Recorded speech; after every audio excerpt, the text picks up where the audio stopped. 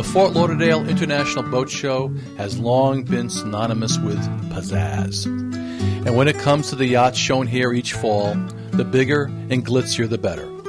New boats, new equipment, innovation on parade, fancy parties, and international clientele, yacht tenders that many people would love to own as their primary boat. Ah, Fort Lauderdale. If you weren't among the tens of thousands of folks who were able to attend the show last week, let me take you on this virtual tour. My name is Bill Sisson, and I'm the editor of Soundings and Soundings Trade Only. The Face Dock at the Bahia Mar Yachting Center, where 100-plus foot mega yachts preen Mediterranean style, is a good place to start. You won't find a larger collection anywhere. This year, there are about 155 yachts over 100 feet, and another 100 or so between 90 and 100 feet. Many of them berth stern to along the outer dock. A floating testament to big yacht design, engineering, construction, and a testament to enduring wealth. Walking the long, expansive dock where the big yachts and their crews made a temporary home for 5 days left me wondering, didn't we just go through the Great Recession? This is clearly a slice of a different world, one where conspicuous consumption apparently still rules the waves. What was not so visible to the eye at Fort Lauderdale is the fact that even the very rich have taken a hit in this downturn. The global order book for large yachts generated by Showboats International magazine shows a roughly 25% decline in the number of orders as of September, ending 12 years of continuous growth. But you wouldn't know it by this year's show. Conversation along the docks is a rich blend of gestures, expressions, and languages. Spanish, Italian, German, French, Russian, and more.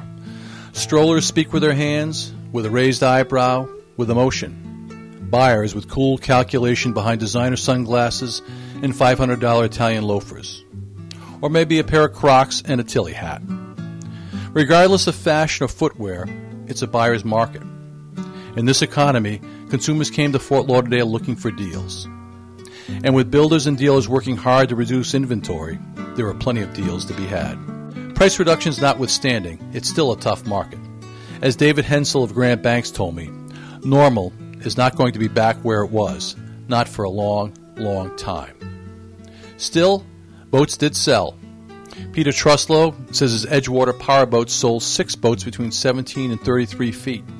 A surprisingly strong showing given the market. And Rich Lazara says his company sold a new LSX 78 Flybridge motor yacht on the very opening day of the show for just under $4.5 million, which certainly brought a smile to his face.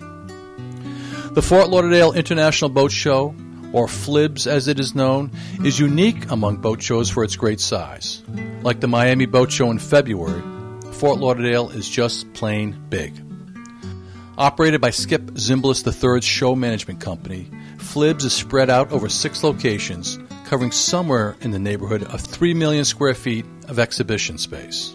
All in all, about $3 billion worth of boats and equipment are on display. That translates roughly into 5 miles of docks and barges, 7 acres of displays under tents with at least one clear span tent larger than a football field. And with all that walking, visitors work up a pretty good thirst. The show typically sells more than 100,000 cups of beer. With record heat this year, a cold beer at the end of the day tasted pretty good. The boats ranged in size from a 12-foot fishing skiff built by Hell's Bay, called the Skate, to the massive 214-foot Fed ship Trident. Large, small, and everything in between. This is the 50th anniversary of the show. In its first year, the show drew 13 exhibitors. This year, about 1,000. New boats and innovation have always been a hallmark of this bellwether show, although the economy did cut down on the number of new boats and the amount of gear introduced. But poor economy or not, production boat leader Sea Ray used Fort Lauderdale to introduce its 6th new boat in the last 12 months, the 450 Sundancer, with a retractable hardtop, large cockpit, and powered by a pair of Zeus pod drives and joystick steering. Bertram unveiled its latest sport fishing model, the 511, with full wraparound windshield and powered with twin mans or cats. Boston Whaler showed the 320 Outrage, which it calls the next generation in the Outrage family, powered by a pair of 250 Verados or twin 300s. Grady White brought a number of models, including the Canyon 33.6 center console. And Ferretti introduced the Moki Craft Long Range 23 Cruiser, a 78-footer which operates either under traditional diesel power, diesel electric, or a zero-emission hybrid propulsion system consisting of electric motors and battery power. There were more new boat introductions along with plenty of gear. Watch for a full report in our print magazines. For now, I'd like to close with a snippet of conversation overheard from a guy in his mid-50s to a companion as they walked along a dock at the show. When we bought our 55-footer, the man said, I knew right away it was too small. That's Vintage Lauderdale, and this is Bill Sisson reporting for Soundings Dispatches.